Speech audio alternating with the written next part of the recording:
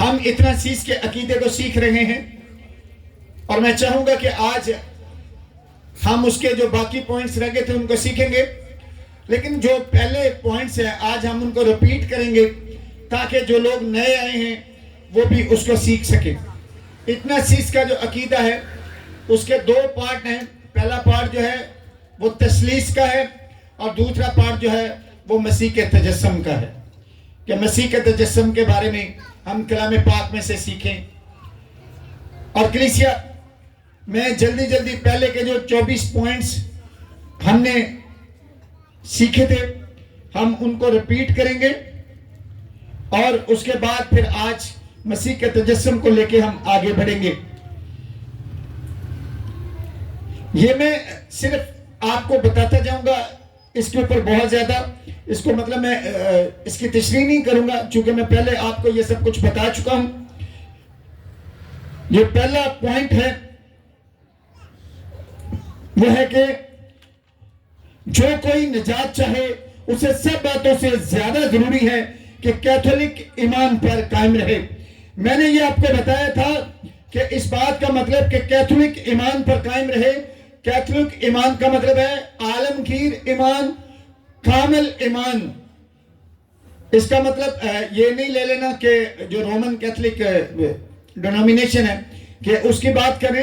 Catholic ایمان کا مطلب ہے کامل ایمان، عالمگیر ایمان، تو اس پر ایمان رکھنا ہے۔ اس ایمان کو اگر کوئی بے کم و کاست اور خالص نہ رکھے تو بے شک وہ ابدی ہلاکت میں پڑے گا۔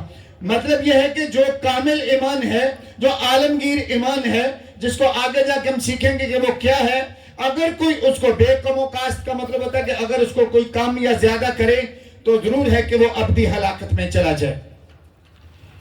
تیسرا پوائنٹ ہے، اور کیتھولک ایمان یہ ہے کہ ہم واحد خدا کی پرستش تثلیث میں اور ثالوث کی پرستش توحید میں کریں۔ اچھا، کیتھولک ایمان، کامل ایمان، عالمگیر ایمان یہ ہے کہ واحد خدا کی پرستش۔ اچھا، میں نے آپ کو یہ بتایا تھا کہ واحد کا مطلب ایک نہیں ہے، کہ اگر ہم کوئی واحد کا مطلب ایک، واحد کا مطلب ہے کہ اس جیسا کوئی ہے نہیں ہے، اس کا کوئی ثانی نہیں ہے۔ اور واحد خدا کی پرستش ہم کیا کرتے ہیں؟ تثلیث میں کرتے ہیں۔ اب تثلیث کیا ہے کہ باپ اور بیٹا اور روح القدس جو ہے وہ تثلیث ہے، اور ثالوث کی پرستش ہم توحید میں کرتے ہیں۔ تو وہ میں نے بتایا تھا کہ ثالوث کا مطلب ہے تہرا، کہ اگر کوئی ایک ہی پیپر ہو آپ اس کی 3 تہہ لگا دیں، وہ دکھنے میں 3 ہوں گی لیکن جب آپ کھولیں گے تو وہ ایک ہی ہوگا، تو اس کا مطلب ہے ثالوث۔ آگے میں نے بتایا تھا چوتھا پوائنٹ، نہ اقانیم کو مخلوط کریں نہ جوہر کو تقسیم۔ اچھا، اقانیم کا مطلب، اقنیم جو ہے وہ اقنوم کی جمع ہے، اور اقنوم کا مطلب ہے الہی شخص۔ کتنے لوگ ہیں کہ جن کو میں نے بتایا تھا کہ علوم کا کیا مطلب ہے؟ الہی شخص۔ تو باپ بھی الہی شخص ہے، بیٹا بھی الہی شخص ہے، اور روح القدس بھی الہی شخص ہے۔ یہ ساری باتوں کو آپ نے دھیان سے سننا ہے۔ اگر کوئی میسیج ریکارڈ کر سکتا ہے تو ڈیفینیٹ کر لے۔ تو آگے لکھیں، نہ اقانیم کو مخلوط کریں۔ مخلوط کا مطلب ہے کہ ان کو مکس نہیں کرنا۔ نہ اقانیم کو مخلوط کریں، مخلوط کا مطلب ہے کہ مکس نہیں کرنا۔ اس کا کیا، اس کی وجہ کیا ہے کہ آپ دیکھیے کہ بہت ساری ڈینومینیشنز ہیں کہ جو یہ ایمان رکھتی ہیں کہ باپ ہی جو ہے وہ بیٹا ہے۔ کلام یہ نہیں بتاتا۔ آپ دیکھیے جہاں پر لوگ اس کو مکس کر جاتے ہیں، وہ لکھے ابتدا میں، یوحنا کی انجیل پہلے باب کی پہلے دوسری آیت کو پڑھیں، لکھا ہے کہ ابتدا میں کلام تھا، ابتدا میں کلام تھا، کلام خدا کے ساتھ تھا، کلام خدا کے ساتھ تھا۔ اور آگے لکھا ہے کہ اور کلام، ایک بات اور کہ یہاں پر لکھا ہے اور کلام خدا تھا۔ لوگ کہتے تھے کلام ہی خدا تھا، جب آپ پڑھ کے دیکھیں کہ ہی کا لفظ وہاں پر نہیں ہے۔ مطلب یہ ہے کہ باپ اپنی علیحدہ اقنومیت رکھتا ہے، بیٹا اپنی علیحدہ اقنومیت رکھتا ہے، اور روح القدس اپنی علیحدہ اقنومیت رکھتا ہے۔ بات کی سمجھ آ گئی کہ ان کو اپنے مکس نہیں کرنا، کہ باپ بیٹا نہیں ہے، بیٹا روح القدس نہیں ہے، اور روح القدس باپ نہیں ہے۔ باپ باپ ہے، بیٹا بیٹا ہے اور روح القدس ہے. آگے چل کے اس کو بھی کھولتے ہیں. نہ جوہر کو تقسیم کریں. نہ جوہر کا مطلب میں نے کیا بتایا تھا؟ جوہر کا کیا مطلب بتایا تھا؟ ذات. سب بولیں, آپ کو آتا ہے, سب بولیں. جوہر کا کیا مطلب بتایا تھا؟ کیا مطلب بتایا تھا؟ جوہر کا مطلب بتایا تھا ذات. نہ جوہر کو تقسیم کریں, مطلب نہ آپ نے ان کی ذات کو تقسیم کرنا. کیوں؟ مطلب کیا ہے کہ باپ کی ذات کیا ہے؟ الوہیت. بیٹے کی ذات کیا ہے؟ الوہیت. اور روح القدس کی ذات کیا ہے؟ الوہیت. اور یہ الوہیت کے سبب سے خدا ہے. الوہیت کے سبب سے, یاد رکھیے. چلے, کیونکہ اکنومیت باپ کی اور ہے, بیٹے کی اور ہے, اور روح القدس کی اور ہے. کیونکہ اکنومیت اور ہے, اس کا مطلب یہ ہے کہ باپ کے کام اور ہیں, بیٹے کا کام اور ہے, روح القدس کا کام, بیٹری ختم ہو گئی ہے. روح القدس کا کام اور ہے. باپ کا کام میں نے کیا بتایا تھا جب آپ اعمال پہلا باب پڑھتے ہیں کہ باپ کا کام ہے وقتوں اور میعادوں کا جاننا, بیٹے کا کام ہے فدیہ دے. میں نے کیا بتایا؟ باپ کا کیا کام ہے؟ وقتوں اور میعادوں کا. آپ بولتے نہیں ہیں, آپ بولیں گے نہیں تو آپ سیکھ نہیں سکتے. آپ بولیں گے تو سیکھیں گے. باپ کا کیا کام ہے؟ وقتوں اور میعادوں کا. بیٹے کا کیا کام ہے؟ فدیہ دینا. بیٹے کا کیا کام ہے؟ بیٹے کا کیا کام ہے؟ اور روح القدس ہم کو سکھاتا ہے. اور روح القدس ہمیں کیا کرتا ہے؟ چلیے, کیونکہ باپ اور بیٹے اور روح القدس کی الوہیت ایک ہی ہے. کیا مطلب ہے کہ باپ کی بیٹے کی ذات کیا ہے؟ ایک ہی ہے. ذات کیا ہے؟ الوہیت. باپ کی ذات بھی الوہیت ہے, بیٹے کی ذات بھی الوہیت ہے, اور روح القدس کی ذات بھی الوہیت ہے. ان کا جلال بھی برابر ہے اور ان کی عظمت بھی برابر ہے اور ازلی ہے. ازلی کا مطلب میں نے بتایا تھا کہ جس کا کوئی پتہ نہیں ہوتا کہ کب سے وہ ہیں, وہ ازلی ہوتا ہے, ازل سے ہے. آگے میں نے بتایا تھا 7واں پوائنٹ ہے, جیسا باپ ویسے بیٹا اور ویسا ہی روح القدس ہے. مطلب یہ ہے کہ باپ خدا ہے, بیٹا بھی خدا ہے, روح القدس بھی خدا ہے. بیٹا غیر محدود ہے, باپ غیر محدود ہے, بیٹا بھی غیر محدود ہے. باپ ازلی ہے, بیٹا ازلی ہے, روح القدس بھی ازلی ہے. باپ غیر مخلوق ہے, بیٹا غیر مخلوق ہے, روح القدس غیر مخلوق ہے. بات کی سمجھ آئی؟ چلے آگے چلتے ہیں. باپ غیر مخلوق, بیٹا غیر مخلوق, روح القدس, یہ میں نے بتا دیا. بھی تین ازلی نہیں بلکہ ایک ہی ازلی ہے, ایک ہی ازلی ہے. ہیلیلویا. اسی طرح نہ تین غیر محدود نہ غیر مخلوق بلکہ ایک ہی غیر مخلوق اور غیر محدود ہے. ہیلیلویا. آگے 13واں پوائنٹ ہے کہ اسی طرح باپ قادر مطلق, بیٹا قادر مطلق اور روح القدس قادر مطلق ہے. قادر مطلق کا میں نے بتایا تھا کہ جس کے کنٹرول میں ہر ایک چیز ہو, جو ہر چیز پر قادر ہو. ہیلیلویا. میں اس کی تفصیل زیادہ نہیں کر رہا کیونکہ آج ہم نے تجسم کو سیکھنا ہے, یہ صرف میں ریپیٹ کر رہا ہوں. تو بھی تین قادر مطلق نہیں بلکہ ایک ہی قادر مطلق ہے. یہ جو بار بار آتا ہے کہ تو بھی تین قادر مطلق نہیں بلکہ ایک ہی قادر مطلق ہے, تو بھی تین غیر محدود نہیں بلکہ ایک ہی غیر محدود ہے, تو بھی تین ازلی نہیں بلکہ, کیونکہ ہم نے واحد کی پرستش کس میں کرنی ہے؟ تثلیث میں. ریپیٹ کریے, واحد کی پرستش کس میں کرنی ہے؟ تثلیث میں. اور ثالوث کی پرستش کس میں کرنی ہے؟ توحید میں. ہیلیلویا. یہ رٹے لگانے, یاد رکھنا ہے آپ نے اس کو. ویسا ہی باپ خدا, ویسا ہی بیٹا خدا اور ویسا ہی روح القدس خدا. باپ خدا ہے, بیٹا ذات کے سبب سے خدا ہے, اور روح القدس جو ہے باپ اور بیٹے کا روح ہونے کے سبب سے خدا ہے. ہیلیلویا. بولیے ہیلیلویا. کا بھی تین خدا نہیں بلکہ ایک ہی خدا ہے. اسی طرح باپ خداوند, بیٹا خداوند اور روح القدس خداوند ہے. خداوند کا مطلب میں نے کیا بتایا تھا؟ خداوند کا مطلب ہے قادر مطلق. خداوند کا کیا مطلب ہے؟ پھر بھی تین قادر مطلق نہیں بلکہ ایک ہی قادر مطلق ہے. 19واں پوائنٹ, جس طرح مسیح اصول کے سبب سے ماننا پڑتا ہے کہ ہر ایک اقنوم جدا گانا خدا اور خداوند ہے, اسی طرح کیتھولک ایمان کے بموجب یہ کہنا کہ 3 خدا یا 3 خداوند ہیں، یہ نہیں کہہ سکتے ہم. ہیلیلویا. آگے چلیے. باپ نہ کسی سے مصنوع ہے، نہ مخلوق، نہ مولود. یہ خاص پوائنٹ ہے جو مکس ہو جاتا ہے، اس کو یاد رکھنا ہے. باپ نہ کسی سے مصنوع ہے، مطلب باپ نقلی طور پر کسی سے بنایا نہیں گیا، نہ وہ مخلوق ہے، نہ ہی وہ خلق ہوا ہے. وہ خالق ہے، وہ خلق کرنے والا ہے. نہ ہی مولود ہے. مولود کا میں نے کیا مطلب بتایا تھا؟ جو پہلے سے باپ کے سلب میں موجود ہوتا ہے وہ مولود کہلاتا ہے. ہیلیلویا. تو باپ بیٹا کس سے ہے؟ باپ سے ہے. مولود کون ہے؟ بیٹا ہے. مولود کون ہے؟ بیٹا مولود ہوا ہے. اس بات کو ریپیٹ کیا کریں تاکہ سیکھتے ہیں. ایک خوشی بنائی گئی ہے کہ بیٹا باپ سے مولود ہے. روح القدس باپ اور بیٹے سے ہے، نہ مصنوع، نہ مخلوق، نہ مولود، بلکہ صادر ہے. روح القدس کے بارے میں یہ لکھا ہے کہ روح القدس باپ اور بیٹے سے ہے. روح القدس کس سے ہے؟ روح القدس کس سے ہے؟ روح القدس باپ اور بیٹے سے ہے. نہ مصنوع ہے، مطلب یہ بھی نقلی نہیں ہے، نہ مخلوق ہے، بلکہ باپ سے صادر ہے. روح القدس صادر ہوتا ہے. کس سے صادر ہوتا ہے؟ آگے پھر چلیے. پس 3 باپ نہیں بلکہ ایک ہی باپ ہے، 3 بیٹے نہیں بلکہ ایک ہی بیٹا ہے، 3 روح القدس نہیں بلکہ ایک ہی روح القدس. وہی جو میں نے شروع میں بتایا تھا کہ نہ اکنوم کو مخلوط کریں.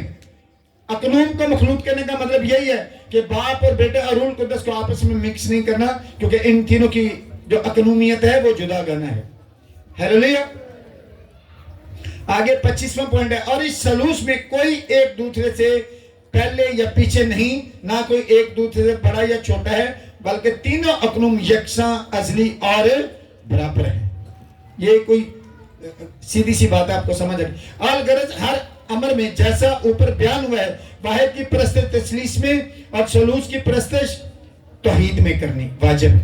بس جو کہ نجات چاہے ثالوث کو یہی ایسا ہی مانے، یوں ہی مانے. علاوہ اس کے کہ ابدی نجات کے لیے ضرور ہے کہ وہ ہمارے خداوند یسوع مسیح کے تجسم پر صحیح ایمان رکھیں. کیا لکھا ہے؟ یہ آج تجسم سے ہم سیکھنا شروع کرنے لگے ہیں. آج کا میسج پراپر یہاں سے شروع ہو رہا ہے. علاوہ اس کے ابدی نجات کے لیے ضروری ہے کہ وہ ہمارے خداوند یسوع مسیح کے تجسم پر بھی صحیح ایمان رکھیں. آپ میرے ساتھ نکالیے ذرا یوحنا کی انجیل باب نمبر 1 اور ہم اس کی آیت نمبر 14 کو پڑھیں گے. اور لکھے اور کلام مجسم ہوا. اور کون مجسم ہوا؟ پہلے آیات میں لکھا کہ ابتدا میں کلام تھا، کلام خدا کے ساتھ تھا. تو کون مجسم ہوا؟ کلام. مطلب لکھا کلام جو خدا کے ساتھ تھا، کلام مجسم ہوا. خدا مجسم نہیں ہوا ہے، کلام مجسم ہوا اور فضل اور سچائی سے ممور ہو کر ہمارے درمیان رہا، اور ہم نے اس کا ایسا جلال دیکھا جیسا باپ کے اکلوتے کا جلال. ہیلیلویا. تو آج سے آپ یہ صحیح ایمان کیا ہے کہ کون مجسم ہوا ہے؟ کلام. کون مجسم ہوا؟ کلام مجسم ہوا ہے. میں آپ کو جو سکھانا چاہتا ہوں کہ یہ بڑی ضروری باتیں ہیں. یہ چرچ کا جو ایمان ہے وہ یہ ہے، ہم نے اس کے مطابق عبادت کرنی ہوتی ہے. کیونکہ صحیح ایمان یہ ہے کہ ہم اعتقاد رکھیں اور اقرار بھی کریں کہ ہمارا خداوند یسوع مسیح جو خدا کا بیٹا ہے اور خدا بھی ہے اور انسان بھی. اب یہاں پر خاص بات جو میں بتانا چاہتا ہوں کہ جیسے لکھا ہے کہ خدا کا بیٹا خدا ہے. خدا وہ کس سبب سے ہے؟ باپ کی ذات کے سبب سے. کس سبب سے خدا ہے؟ جوہر کے سبب سے، باپ کے جوہر کے سبب سے، الوہیت کے سبب سے، ذات کے سبب سے وہ خدا ہے. اور لکھے کہ وہ انسان ہے. انسان وہ ماں کے جوہر سے ہے. انسان وہ ماں کے جوہر سے ہے، لیکن وہ الہی شخص ہے. چلیں آگے چلیے. 31واں پوائنٹ ہے وہ خدا ہے باپ کے جوہر سے، جو میں نے بتانے کی کوشش کی اوپر، وہ خدا ہے باپ کے جوہر سے۔ جوہر کا مطلب ہی ذات خدا ہے، کہ خدا کی ذات ہے۔ جوہر کا مطلب ہی خدا کی ذات ہے۔ ہلیلویا۔ سب عالموں سے پیشتر، کیا لکھا ہے؟ وہ خدا ہے باپ کے جوہر سے، سب عالموں سے پیشتر۔ آپ افسیوں پہلے باپ کی 15ویں آیت کو پڑھتے ہیں کہ وہ اندیکھے خدا کی صورت اور تمام مخلوقات سے پہلے مولود ہے۔ وہ تمام مخلوقات سے پہلے مولود ہے، اور انسان ہے جو اپنی ماں کے جوہر سے اس عالم میں پیدا ہوا، اس عالم میں پیدا ہوا۔ آپ دیکھیں کہ جیسے آپ کلام کو پڑھ کے دیکھیں تو لکھا ہے کہ وہ جب وہ باپ کی گود میں ہے تو وہ خدا کا بیٹا ہے، لیکن جب وہ اس عالم میں اپنی ماں کے جوہر کے سبب سے پیدا ہوا، اپنی ماں کے جوہر سے انسان، ایز اے انسان اس نے جسم لیا، تو وہ پھر بیٹا کہلایا، پھر وہ خدا کا بیٹا کہلایا۔ یہ باتیں بڑی ضروری ہیں، یہ آپ بار بار جب سیکھیں گے، سنیں گے تو آپ ان کو سیکھ سکیں گے۔ آگے ہم 32واں پوائنٹ، کلام میں لکھا وہ کامل خدا اور کامل انسان ہے، نفس ناطقہ۔ یہ ایک نیا لفظ ہے جس کو آپ کو سیکھنا پڑے گا۔ نفس ناطقہ کا مطلب ہے روح۔ نفس ناطقہ کا کیا مطلب ہے؟ روح۔ نفس ناطقہ اور انسانی جسم میں موجود وہ کامل خدا ہے۔ اگر آپ پڑھ کے دیکھیں عبرانیوں 2 باب کی 8ویں آیت، تو وہاں پہ لکھا ہے کہ وہ بیٹے کی بابت کہتا ہے کہ آئے خدا تیرا تخت ابدل آباد ہے۔ آئے خدا بیٹے کی بابت کہتا ہے۔ بیٹا کون ہے؟ خداوند یسوع مسیح۔ بیٹے کی بابت وہ کہتا ہے کہ آئے خدا تیرا تخت ابدل آباد ہے۔ آپ اس کی دوسری شہادت دیکھنا چاہیں تو پہلا یوحنا کا خط 5 باب اور اس کی 20ویں آیت کو بھی آپ پڑھ کے دیکھ لیں، وہاں پر لکھے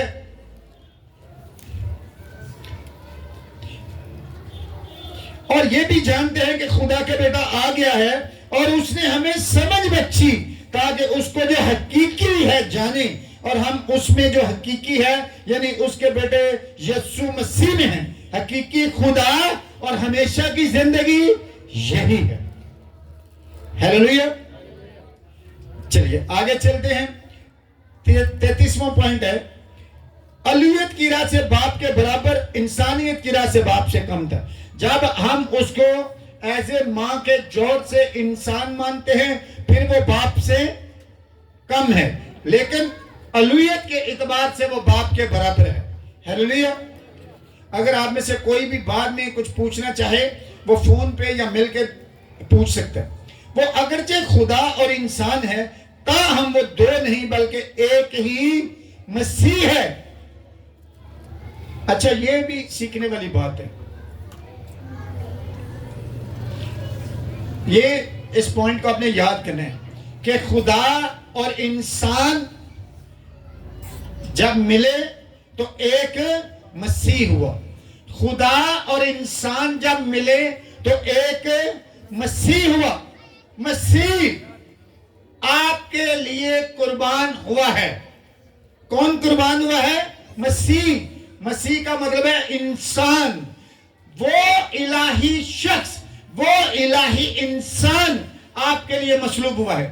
آپ رومیو 5 باب اس کی 8ویں آیت پڑھ کر دیکھیے تو وہاں پہ لکھا ہے کہ خدا اپنے پیار کی خوبی ہم پر یوں ظاہر کرتا ہے تو جب ہم گناہوں کے سبب سے مردہ ہی تھے تو مسیح ہماری خاطر ہوا۔ کون ہماری خاطر ہوا؟ مسیح ہماری خاطر ہوا۔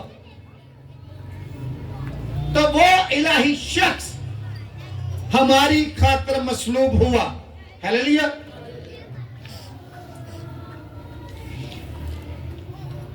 ایک ہی ہے اس طور پر نہیں کہ الوہیت کو جسمانیت سے بدل ڈالا، بلکہ اس طور پر کہ انسانیت کو الوہیت میں لے گیا۔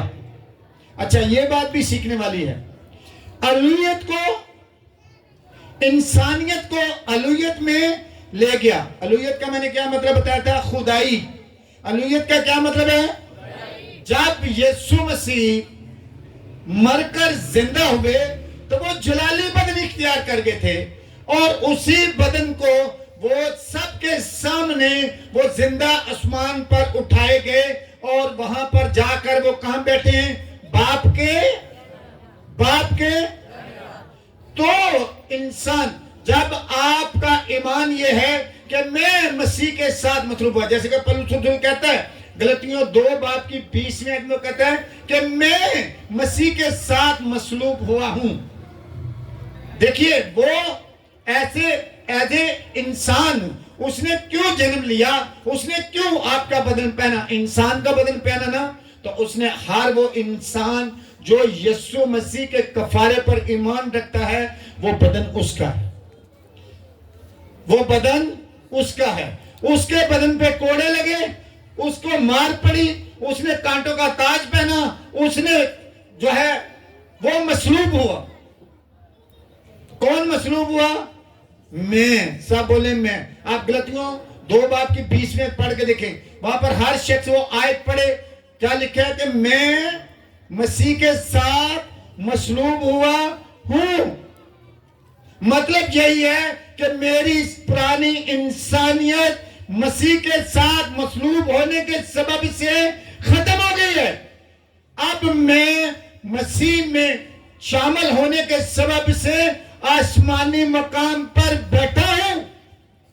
आप इफ्सियों 2:6 को पढ़ के देखें तो वहां पर लिखा है कि आप मसीह में शामिल होने के सबब से उसके साथ आसमानी और रूहानी मकामों पर बैठे हैं। मसीह में शामिल होने के सबब से शामिल आप कब होते हैं? आप रोमियो 6:3 पढ़ के देखें तो वहां पर लिखा है कि क्या तुम नहीं जानते कि हम जितनों ने मसीह यीशु में शामिल होने का बपतिस्मा लिया। किसमें शामिल होने का बपतिस्मा लिया? मसीह में। जब आप पानी का बपतिस्मा लेते हैं, आप मसीह में खुदा से पैदा होने के सबब से मसीह में शामिल हो जाते हैं। जैसे खुदा का बेटा यीशु मसीह जो है खुदा से पैदा हुआ, जब आप पानी का बपतिस्मा लेते हैं तो आप ही खुदा से पैदा होते हैं, तो और फिर आपकी और यीशु मसीह की ब्लड लाइन सेम हो जाती है, फिर आप खुदा के बेटे और बेटियां कहलाते हैं। हालेलुया। आप देखिए आगे चल के हम इसके बारे में सब कुछ और भी कुछ सीखेंगे। आगे लिखे वो मुतकल्लिम एक है, जोरों के इख्तिलाफ से नहीं बल्कि अकनूमियत की यकताई से। अब ये जो लोग स्टडी करते हैं उनको इन खास लफ्जों की समझ आएगी, या बार बार जब आप सीखेंगे। लिखा है वो मुतकल्लिम एक है, मतलब वो हर सूरत में एक है, जोरों के इख्तिलाफ से नहीं, मतलब वो जात के सबब से नहीं बल्कि अकनूमियत की यकताई से। मतलब यह है कि वो इलाही शख्स, अकनूम का क्या मतलब मैंने बताया था, इलाही शख्स, वो अपने कामों के सबब से, वो अपनी अकनूमियत के सबब से बराबर हैं। हालेलुया। मैं बहुत ज्यादा इनके ऊपर वो मतलब डिटेल में नहीं बता रहा, वरना पर मैसेज बहुत लंबा हो जाता है। और बहुत दफा लास्ट टाइम अपना जो चर्च की सालगिरह थी, इबादत काफी लंबी हो गई और बहुत सारे लोग काफी ज्यादा परेशान हुए कि भी इबादत इतनी लंबी हो गई है। लेकिन जो आदी हैं वो तो नहीं होते, लेकिन जो लोग पहली दफा चर्च में शामिल होते हैं फिर वो परेशान हो जाते हैं जी इबादत बहुत लंबी हो गई। हालेलुया। आगे 17वां पढ़े, क्योंकि जिस तरह नफ्से नातिका और जिस्म मिलकर एक इंसान होता है। नफ्से नातिका का क्या मतलब मैंने आपको बताया था? रूह। नफ्से नातिका का क्या मतलब बताया था? यशब के लिए जोरदार तालियां बजाइए जरा प्लीज। यशब हर बात का जवाब, ये सीखने की बात है, उसने सीखा हुआ है इसलिए वो हर बात का जवाब फटाफट दे देता है। लिखा है कि जिस तरह नफ्से नातिका और जिस्म मिलकर एक इंसान होता है। नफ्से नातिका मिलकर, उसका मतलब मैंने बताया रूह। जब इंसान के अंदर रूह होती है तो वो जिंदा होता है, वो इंसान कहलाता है। जब रूह निकल जाती है फिर क्या कहते हैं? फिर क्या कहते हैं? रूह निकलने के बाद क्या कहते हैं? Dead body.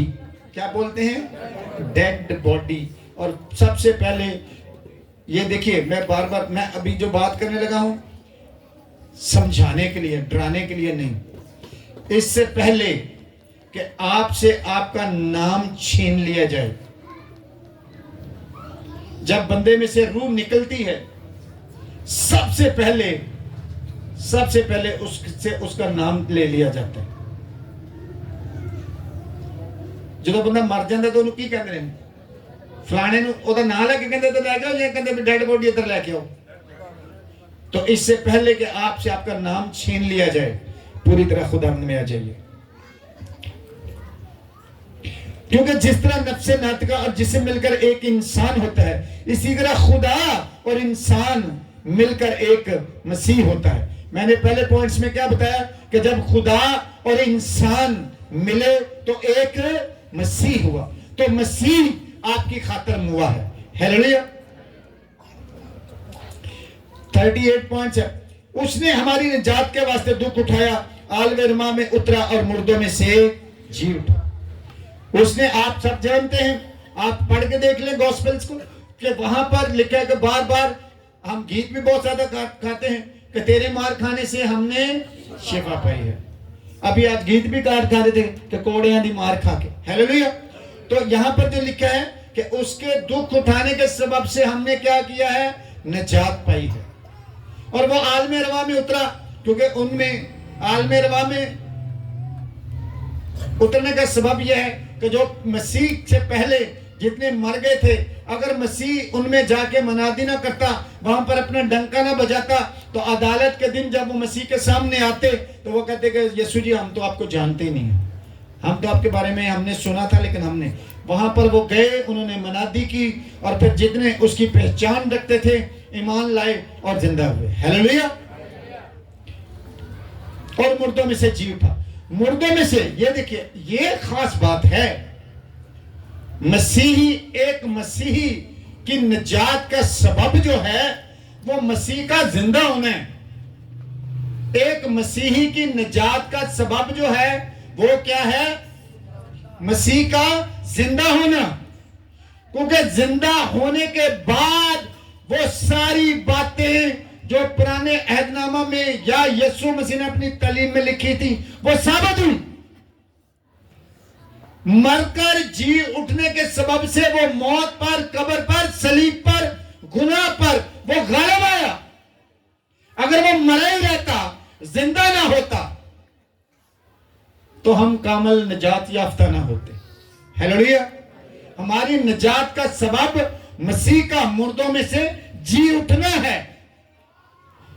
वो ये गवाही है। हम बार बार क्या कहते हैं? उसकी सलीब खाली है, उसकी कब्र खाली है, बाकी सारे नबी, सारे पैगंबर कब्राज पे ने, एक और ही कब्र खाली। हालेलुया। जोरदार तालियां खुदा यीशु मसीह के लिए।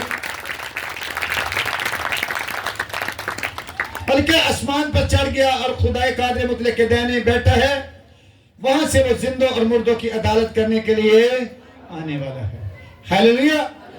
ये खुशी की बात भी है कि हम जिसकी प्रस्तुत करते हैं, हम जिसको मानते हैं, हम जिसके नाम के वसीला से बदरूहों से, बीमारियों से, बंधनों से रिहाई पाते हैं, खुदावंद यीशु मसीह वो कुल दुनिया की अदालत करने आने वाला है। हालेलुया। और काबिल फिक्र बात यह है कि जिनकी तैयारी ना हुई, वो कहता है कि वो चोर की तरह आ जाएगा। चोर की तरह वो उनके लिए आएगा जो सोए। चोर किन्ना दे घरां च पैंदे ने? जेड़े सुत्ते हुंदे ने। सन्ना किन्ना दे घरां च लगदियां? जेड़े सुत्ते हुंदे ने। चोरियां डाके उन्हां दे घरां च, समझे? जेड़े सुत्ते हुंदे ने। वो सोए हुओं के लिए, सोए हुओं को ऐसे ही लगेगा कि वो ऐसे आ गया जैसे चोर आ जाता है।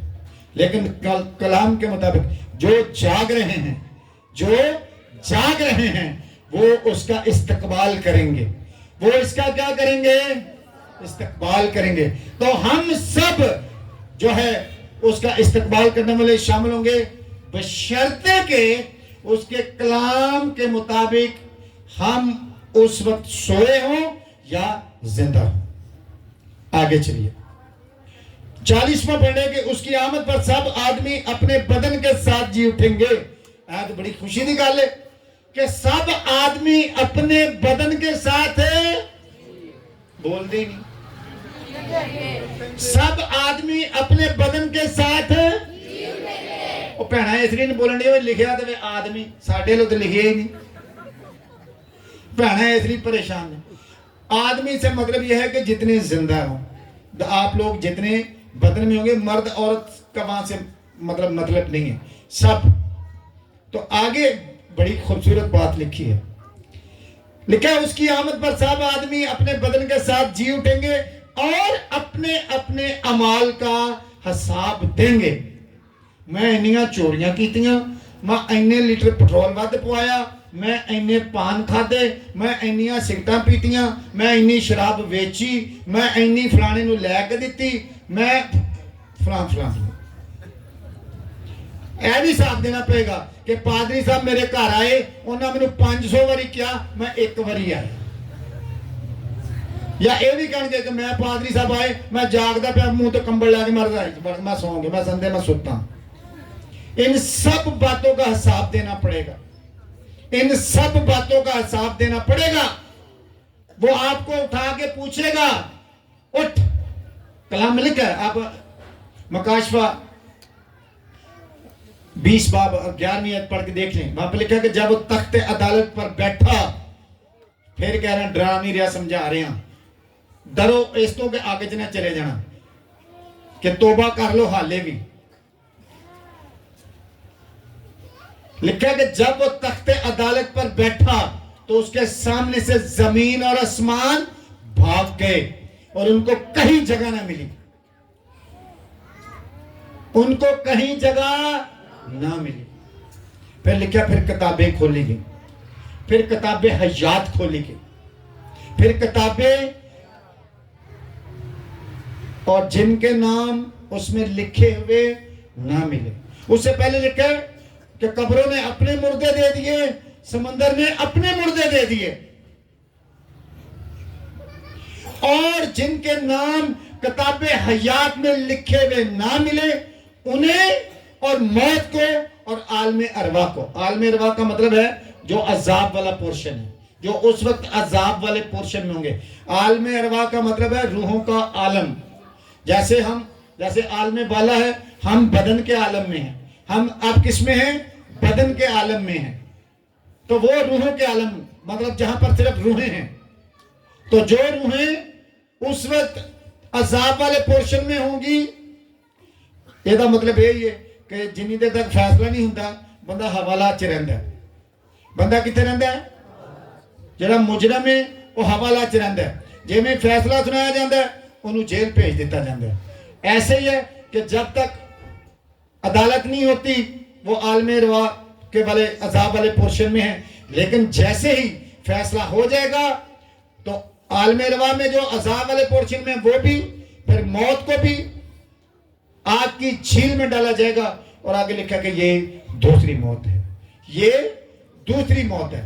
آپ اس بدن کی موت سے تو ڈرتے ہیں جس سے آپ بچ نہیں سکتے، کیونکہ کلام کہتا ہے، آپ عبرانیوں 9 باب کی 27ویں آیت پڑھ کے دیکھیں، وہاں پہ لکھا ہے کہ جیسے آدمیوں کا ایک بار مرنا اور عدالت کا ہونا ضرور ہے۔ اور آگے کرنتھیوں میں جا کے پھر وہ کہتا ہے کہ ہم سب تو نہیں سوئیں گے، مطلب جب یسوع مسیح آئے گا تو جو جاگ رہے ہوں گے، جو زندہ ہوں گے، وہ جلالی بدن اختیار کریں گے، لیکن جو مسیح کے مطابق زندگی گزار رہے ہوں گے۔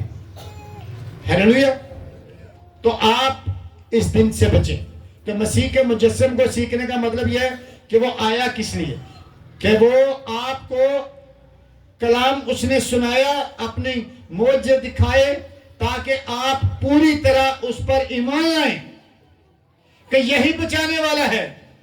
لیکن جب آپ نے اس کے کفارے کے باوجود اس نے آپ کے لیے اپنے منہ پہ تھکوایا، اس نے آپ کے لیے اپنی داڑھی نچوائی، اس نے آپ کے لیے کوڑے کھائے، اس نے آپ کے لیے سر پہ کانٹوں کا تاج پہنا، اس نے آپ کے لیے سرکہ پیا اور اندرین کھایا اور پسلی میں بالا کھایا اور ہاتھوں اور پاؤں میں 6 انچ لمبے کیل ٹھکوائے تاکہ آپ کو وہ نجات دے سکے، باپ کے پاس پہنچائے۔ جیسا کہ آپ پہلا پترس 3 باب اور اس کی آپ آئی تھنک 20ویں آیت ہے یا 18ویں آیت سے پڑھ کے دیکھیں بلکہ کہتے مسیح راست نے ہم ناراستوں کے لیے ایک ہی بار دکھ اٹھایا تاکہ ہمیں خدا کے پاس پہنچائے. لیکن اگر ہم اپنی روشوں سے باز نہیں آنے والے تو وہ عدل و انصاف کا خدا ہے, اس کے ہاں کسی طرح کی طرفداری نہیں. پترس اپنے ایک آئی تھنک لوکا میں وہ اس بات کا اقرار کرتا ہے کہ اب میں جان گیا ہوں کہ تیرے ہاں کسی کی بھی طرفداری نہیں, تو اس لیے تیار ہو جائیے. اس کی آمد پر سب آدمی اپنے بدن کے ساتھ جی اٹھیں گے اور اپنے اعمال کا حساب دیں گے. تب جنہوں نے نیکی کی ہے وہ ابدی زندگی میں, اور جنہوں نے بدی کی ہے وہ ابدی آگ میں داخل ہوں گے. جو نیکی کر کے اچھی طرح زندگی گزار رہے ہیں وہ نیکی کی ابدی زندگی میں داخل ہوں گے, اور جو ابھی تک اپنی روشوں کو چینج نہیں کر رہے وہ ابدی ہلاکت میں چلے جائیں گے. یہ کلام کہتا ہے, میں صرف سنا رہا ہوں.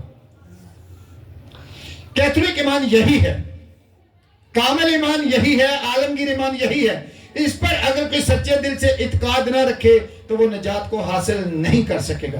جلال باپ اور بیٹے روح القدس چاہو جیسا ابتدا میں تھا اس وقت ہے اور اب تک رہے گا. سب کہیں آمین. میسج کی سمجھ آئی کچھ؟ میں اس کو بار بار ریپیٹ کرتا رہوں گا. میں آپ کو بیسیکل دیکھیں, یہ جو اتنا سیز کا عقیدہ ہے جو میں آپ کو سکھا رہا ہوں, جو بندہ اس کے 42 پوائنٹس کو سیکھ لیتا ہے اس کو نجات پانے سے کوئی روک نہیں سکتا, بشرطے کہ وہ ان پر عمل کرے. ہیلویا. خدا آپ کو کلام کے وسیلے سے بڑے برکت.